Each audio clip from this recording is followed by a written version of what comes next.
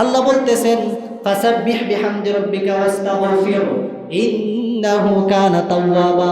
হে নবী, আমার প্রশংসা আপনি করুন, আমার জিকির আপনি করুন।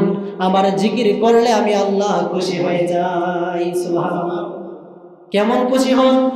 আল্লাহ রাব্বুল আলামিনের জিকির যদি কোনো মানুষ করে, আল্লাহ পাক রব্বুল আলামিন হাদিসে কুদসির মধ্যে বলেন, কোন মানুষ যখন আমার জিকির করে, একা একা বসে জিকির করে, ওই সময় আমি আল্লাহ তার নাম নিয়ে জিকির করতে থাকি।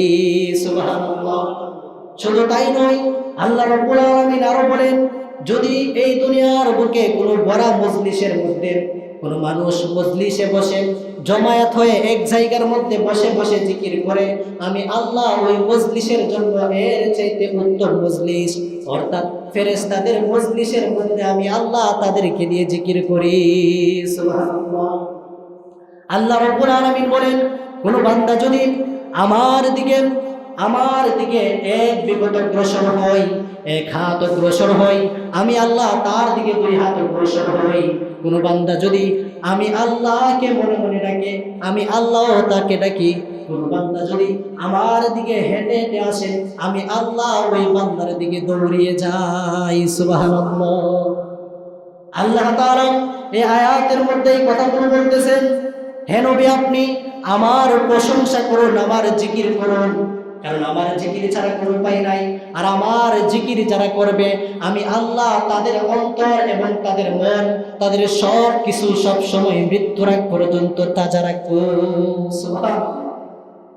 প্রিয় ভাইরা আমার, এই জন্য আল্লাহ রাব্বুল আলামিন এই আয়াতের মধ্যে যে শিক্ষা দিচ্ছেন বিশ্ব নবী সাল্লাল্লাহু আলাইহি ওয়াসাল্লামকে, ওই শিক্ষাগুলো আমাদেরকে নিতে হবে। অবশ্যই আমাদেরকে জিকির করতে হবে, কারণ জিকির ছাড়াও কোনো উপায় নাই।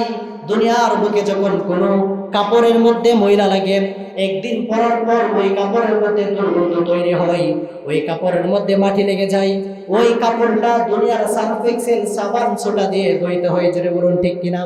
বিশ্বনবী সাল্লাল্লাহু আলাইহি ওয়াসাল্লাম, আমার আপনার হাবিব বলেন, মানুষের ভিতরেও, মানুষের অন্তরের মধ্যেও মরিচা পড়ে যায়। কি পড়ে যায়? মরিচা পড়ে যায়, মানে ময়লা পড়ে যায়। দেখবেন পানি, একটা টিউবওয়েলের মধ্যে যখন আমরা পানি উঠাই, পানি উঠানোর পর একটা জগ অথবা বালতির মধ্যে রাখতে রাখতে ওই বালতির মধ্যে একটা মরিচা পড়ে কিনা? আল্লাহ রাব্বুল আলামিনের হাবিব বলেন, কোন মানুষ যখন একটা গুনাহ করে, তার কলবের মধ্যে একটা দাগ পড়ে যায়। 2টা গুনাহ করে, তার কলবের মধ্যে, তার হৃদয়ের মধ্যে 2টা দাগ পড়ে যায়। 3টা গুনাহ করে, তার হৃদয়ের মধ্যে, কলবের মধ্যে 3টার দাগ পড়ে যায়। এমন ভাবে সে যতগুলো গুনাহ করে, ওই তদ্রুপ ভাবে তার অন্তরের মধ্যে একে করতে করে এমন ভাবে মরিচা পড়ে যায়। আল্লাহ পাক রব্বুল আলামিন বলেন, ওই মরিচা আমার জিকির ছাড়া কখনোই পরিষ্কার হবে না।